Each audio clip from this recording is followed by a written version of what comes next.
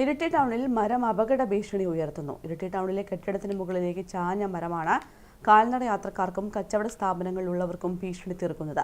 മരം എത്രയും വേഗം മുറിച്ചു മാറ്റണമെന്ന ആവശ്യം ശക്തമാവുകയാണ്. ഇരിട്ടി ടൗണിലെ മേലെ സ്റ്റാൻഡിനും താഴെ സ്റ്റാൻഡിനുമിടയിലുള്ള നടപ്പാതയ്ക്ക് സമീപത്തായി ഇരിട്ടി താലൂക്ക് ഓഫീസിന് എതിർവശമാണ് മരം സ്ഥിതി ചെയ്യുന്നത്.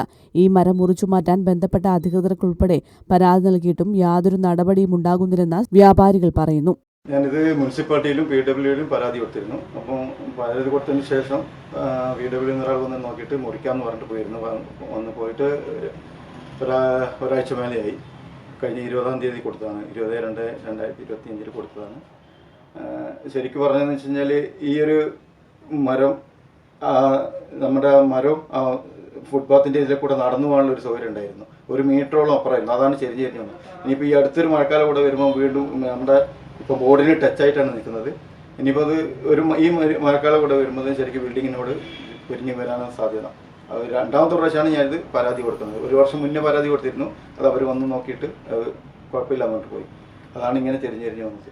ഇപ്പോൾ കെട്ടിടത്തിന് മുകളിലേക്ക് മരം വീഴാതിരിക്കാൻ കയർ ഉപയോഗിച്ച് വലിച്ചു കെട്ടിയിട്ടുണ്ട്. കാൽനട യാത്രക്കാർ കടന്നു പോകുന്ന സ്ഥലത്താണ് ഈ മരം അപകട ഭീഷണിയായി ഉള്ളത്.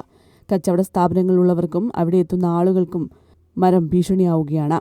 ബന്ധപ്പെട്ട അധികൃതർ ഇടപെട്ട് അപകടാവസ്ഥയിലായ മരം മുറിച്ചു നീക്കാൻ വേണ്ട നടപടി സ്വീകരിക്കണമെന്നാണ് വ്യാപാരി സംഘടനകളും പറയുന്നത്. News bureau, Iritty.